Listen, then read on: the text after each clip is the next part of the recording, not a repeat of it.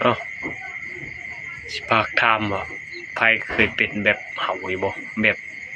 เฮาเลินเพศนะฮะเลินเพศแล้วเห็นแบบอันเขาอัน